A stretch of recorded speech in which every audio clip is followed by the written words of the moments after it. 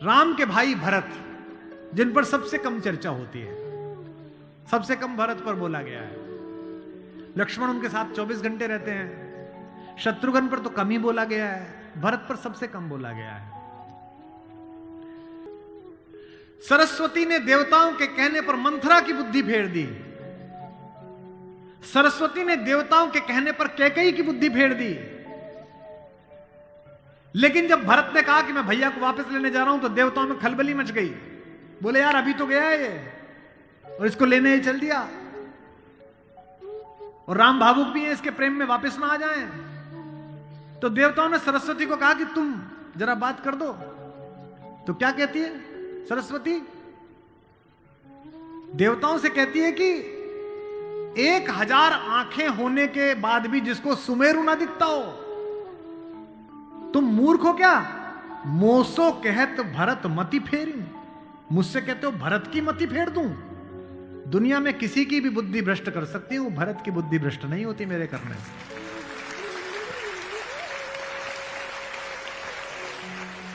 भरत जब भैया को ढूंढते हुए निकले, तो पूरे खानदान को लेकर निकले। भरत ने कहा किसी की तो मान लेंगे, कौशल्या की मान लेंगे, ससुर को भी लेकर गए। जब पहली रात भरत वहीं रुके जहां राम रुके थे, भरद्वाज के आश्रम में। सुबह चलते समय भरत संकोच में थे, तो भरद्वाज ने कहा कि राजन, क्योंकि राजा हो चुके थे, आपके चेहरे पर संकोच है। तो भरत ने डरते हुए कहा कि महर्षि मैं डरा हुआ हूं, मेरी मां ने इतनी बदतमीजी की बात कर दी, मैं बाहर था। भरत को नहीं बताया गया था कि पिता दिवंगत हो गए, पता है आपको ये बात थी? भरत को संदेश भेजा गया था तो उसमें यह नहीं कहा गया था कि पिता एक्सपायर कर गए, यह कहा गया था कोई इमरजेंसी है, घर आओ। अयोध्या के बाहर नंदीग्राम में इनके पूर्वजों का एक मंदिर था, जहां इनके पूर्वजों की प्रतिमाएं लगी हुई थी, मानधाता की, दिलीप की, रघु की, अज की, नहुष की। वहां भरत रास्ते में रुके अपनी सेना के साथ पूजन करने के लिए, कि पूर्वजों का पूजन कर लूं, पुरखों का। पुरोहित ने हाथ में थाली दी, तो पहले इसका पूजन प्रथु, जो सबसे पहले जिनके कारण ये पृथ्वी कहलाती है, इनके घर के, फिर मानधाता का, फिर राजा बलि का जिन्होंने अपना मांस दे दिया था, रंतिदेव का। पूजन करते करते अज, रघु, दिलीप तक आए, और जैसे ही उन्होंने अगली मूर्ति देखी तो देखी पिताजी की मूर्ति। तेज तो थे ही, उन्होंने पुरोहित की तरफ देखा कि ये क्या? पुरोहित की आंख में आंसू, उसने कहा कि महाराज नहीं रहे, और भरत के हाथ से थाली छूट गई। भरत ने कहा मुझे किसी ने बताया क्यों नहीं कि पिताजी दिवंगत हो गए, क्या हुआ था? बोले राम को वनवास मिल गया। भैया को वनवास क्यों मिल गया? आपकी मां ने मांग लिया। भरत घोड़ा दौड़ाते हुए अयोध्या तक पहुंचे, रोते हुए। सोच के देखिए, भरत जैसा भाई, भ्रातृत्व में राम किसी का उदाहरण नहीं देते, लक्ष्मण का भी नहीं देते। जब हनुमान को गले लगाते हैं तो ये नहीं कहते कि तुम लक्ष्मण जैसे भैया हो मेरे, तुम मोहि प्रिय ही भरत संभाई। देना हुआ है जब कोई प्यारा उदाहरण, हमने दिया है सिर्फ तुम्हारा उदाहरण।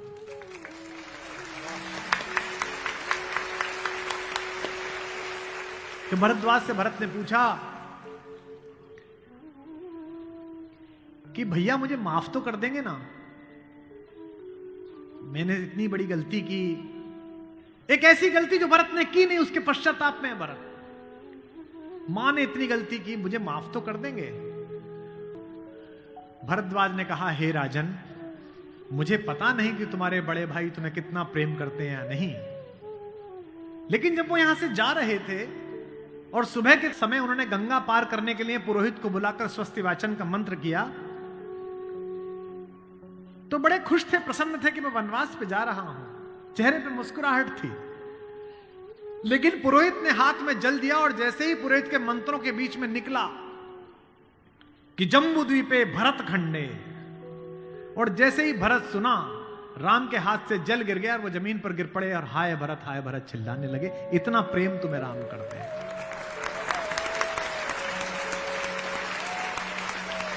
राम करुणा से भरे हुए, इसीलिए करुणा निधि है। इसीलिए कहता हूं कि इस कहानी से पॉलिटिक्स सीखिए, इस कहानी से स्ट्रेटेजी सीखिए, इस कहानी से ह्यूमन वैल्यूज सीखिए, फैमिली वैल्यूज सीखिए।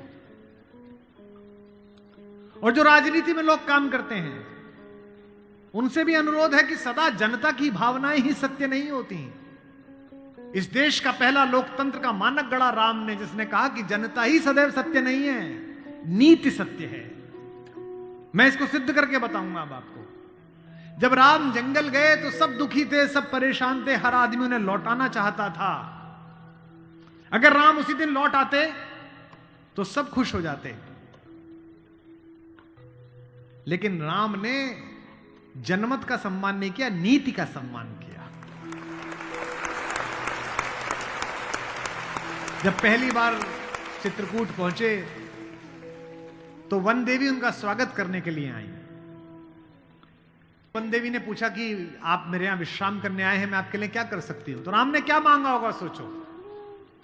राम ने कहा कि हे वन देवी, बाकी सब ठीक है, निभा लेंगे, पर्णकुटी बना लेंगे, फल फूल खा लेंगे, जिस रास्ते से मैं आया हूं उसके कांटे हटा देना। वन देवी ने कहा कि आप तो आ चुके, अब कांटे हटाऊं ना हटाऊं इससे क्या। राम ने जो उत्तर दिया वो आपकी आंख भिगोने के लिए काफी है। राम ने कहा कि मेरी तो कोई दिक्कत नहीं है, मेरे पैर में कांटे लग गए, पर मुझे ढूंढता ढूंढता मेरा भाई भरत इसी रास्ते से आएगा, उसको कांटे नहीं चुभने चाहिए, कांटे हटा दे।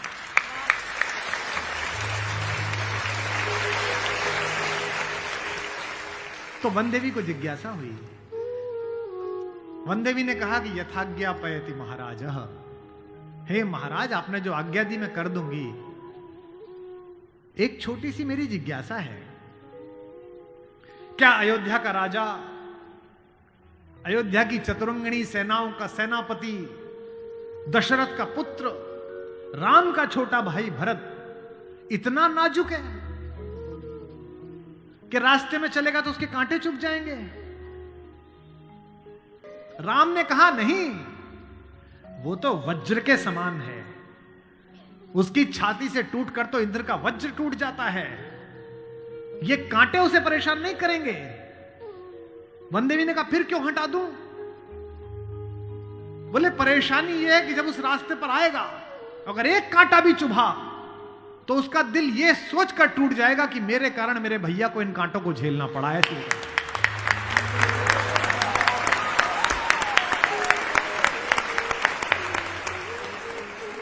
बिना चप्पलों के भरत चले, और जब चले तो भाई मृदु भूमि सकुच मन मन ही, भूमि भी संकोच से भर गई। कोमल चरण चलत बिनु पनहि, कोमल चरण चलत बिनु पनहि, भई मृदु भूमि सुकुचि मन मनि। इसका मतलब ये है कि भगवान स्वयं कष्ट सह सकते हैं, पर जो उन्हें प्रेम करता है वो कष्ट सहे, ये उन्हें स्वीकार नहीं है।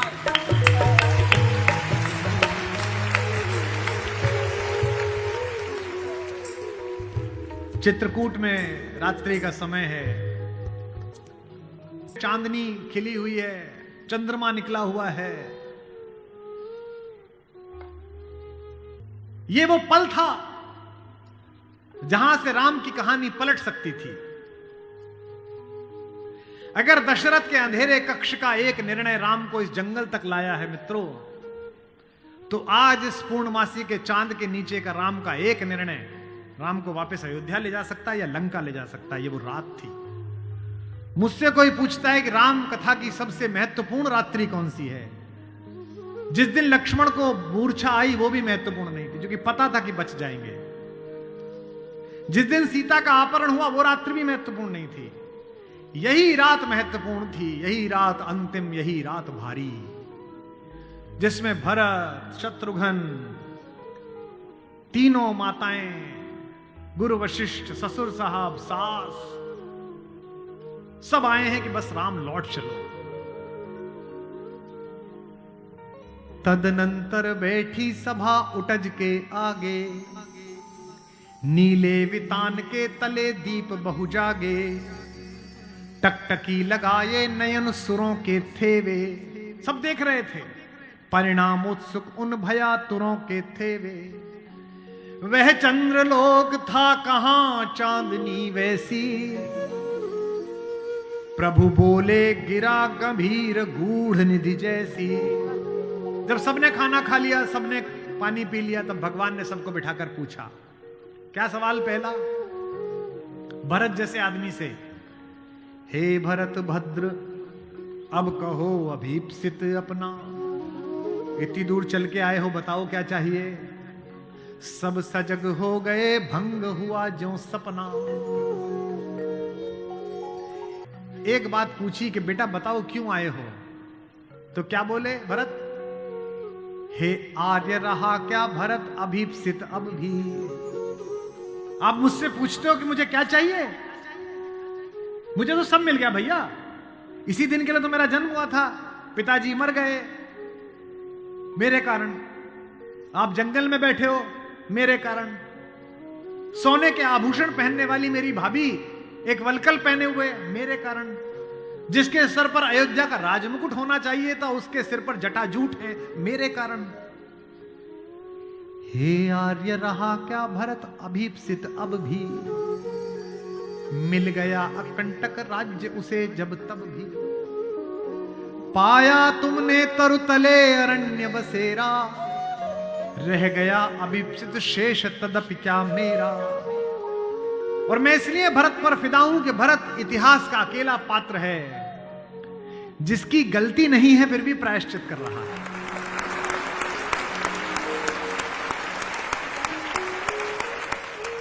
भरत अकेले हैं जिनकी कोई गलती नहीं है, उनकी मां की गलती है और वो प्रायश्चित कर रहे हैं। यहीं से राम का लोकतंत्र प्रारंभ होता है। कैसे? पूरी अयोध्या सोचती है कि कैकेयी अपराधिन है। राम उस रात 2 काम करते हैं। भरत को लोकतंत्र का मंत्र देते हैं और कैकेयी को स्वीकार करके क्षमा का मंत्र देते हैं। उन्हें पता था कि अगर भरत लौट भी जाएगा तो जीवन भर मां से बात नहीं करेगा, पूरी अयोध्या इनके नाम पर नाराज रहेगी। इसलिए जब तीनों माएं पहुंची हैं, प्रथम राम भेंटी कैकेयी। राम ऐसे थोड़ी है कि हायरार्की नहीं जानते हो कि पहले अपनी बड़ी मां का प्रणाम करें, फिर सुमित्रा का प्रणाम करें, फिर कैकेयी का प्रणाम करें। उनको पता था कि कैकेयी के बारे में लोगों के मन में अच्छी धारणा नहीं है। अगर देश के प्रधानमंत्री या आपके प्रदेश की मुख्यमंत्री किसी ऐसे व्यक्ति को मिल लें जिसके बारे में आपकी अच्छी धारणा न बन रही हो, तो आपकी धारणा बदलती है कि प्रधानमंत्री मिले थे, मुख्यमंत्री मिली थी, इसका मतलब अच्छा है। अगर ऐसे व्यक्ति की प्रशंसा कर दें, वो तो राम है, उनको पता है कि कैकेयी की मनोदशा कैसी है। और कैकेयी खुद कहती भी है, कहती है बेटे मुझसे जो अपराध हुआ है वो किसी से नहीं हुआ है।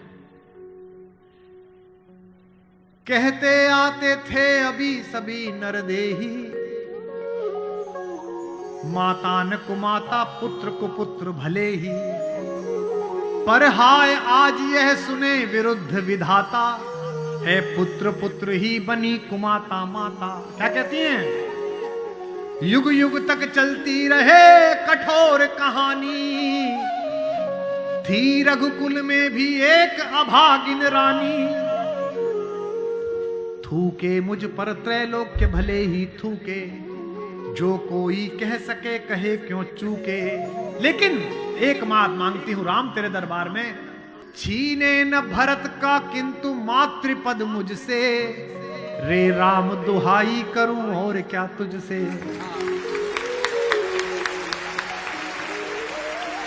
सोचिए कैसा क्षण है, अपने ही बेटे को मांग रही है राम से। कैकेयी अपने बेटे के लिए कह रही है कि राम तू सबको सब देता है बेटा, मुझे सिर्फ इतना दे दे, मुझे रानी मत रहने दे, जंगल में रख ले, भरत की मां बनी रहूं बस। इसी के लिए तो सब किया था। राम ने क्या कहा? हे अम्ब, ओ मेरी मां, हे अम्ब तुम्हारा राम जानता है सब। इस कारण वह कुछ खेद मानता है कब।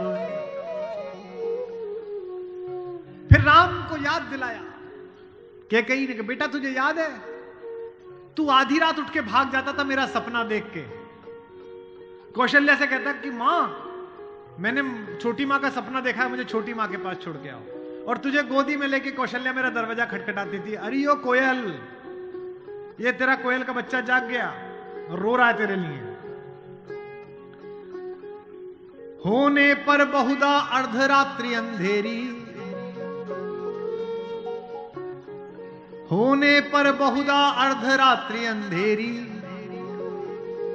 जी जी आकर करती पुकार थी मेरी।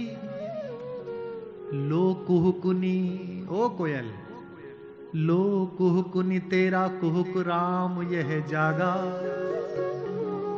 लो कुहुकुनी अपना कुहुक राम यह जागा।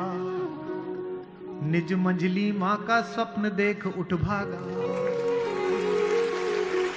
होने पर बहुधा अर्धरात्रि अंधेरी,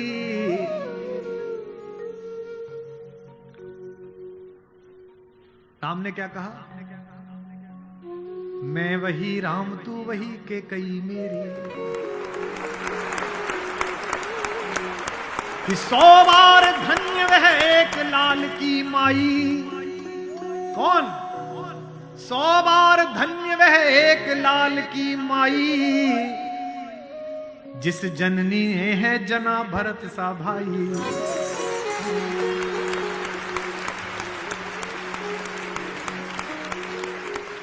पागल सी प्रभु के साथ सभा चिल्लाई।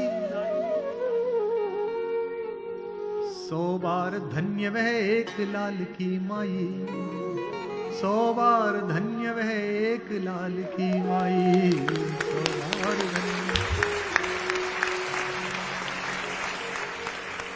कौशल्या से लेकर जनक तक सबका बहुमत राम को लौटाने का था, लेकिन राम नीति के साथ रहे, जनमत की उपेक्षा नहीं है। भरत जैसा भाई पाना, लक्ष्मण जैसा भाई पाना, कैसे कैसे चरित्र हैं भाई। एक भरत की पत्नी है मांडवी, उनका जिक्र नहीं होता। एक हमारी मां और है उर्मिला, उसका जिक्र नहीं होता। उर्मिला का कलेजा देखिए, मांडवी का कलेजा देखिए। जिस दिन लौटने के बाद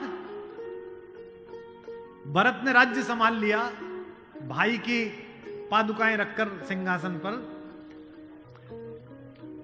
कौशल्या जाग रही थी। उन्होंने देखा कि ऊपर कोई घूम रहा है, कोई छाया घूम रही है महल में अंतःपुर में। तो वो ऊपर गई तो देखा मांडवी घूम रही थी, भरत की पत्नी। तो कौशल्या ने पूछा कि बेटा तू सोई नहीं? उसने कहा हां मां मैं अभी जाग रही हूं। भरत सो गया होगा बेटा, तो उसके कक्ष में चली जा। तो कौशल्या से मांडवी ने कहा कि मां वो तो है ही नहीं यहां, कहां गया? बोले उन्होंने कहा कि भैया जब तक जमीन पे सोएंगे, भैया जब तक जंगल में रहेंगे, मैं महल में नहीं रहूंगा। वो अयोध्या के बाहर जो नंदीग्राम दिखता है ना वहां दूर, वहां उन्होंने कुटिया बना ली है, प्राइम मिनिस्टर ऑफिस वहीं बना लिया, वहीं फाइल मंगाते हैं। तुझे नहीं ले गया? संकोच में पड़ी हुई मांडवी ने कहा, मां मैंने तो कहा था आप जंगल में अकेले कैसे रहेंगे कुटिया में, मैं सेवा कर दूंगी, ले चलो। उन्होंने कहा नहीं, भाभी राम भैया के साथ चली गई हैं, तीनों माओं को देखने के लिए कोई नहीं है, तुम यहीं रहो, उनकी जिम्मेदारी हम पर है। कौशल्या ने कहा कि बेटा सो जा। बोले मां वो उनकी कुटिया दिख रही है, उसमें अभी दीपक जला हुआ है, यानी कि वो अभी काम कर रहे हैं। एक बार वो दीपक मंगल हो जाए, अंधकार हो जाए तो मैं भी जाकर सो जाऊंगा, ऐसी मांगी।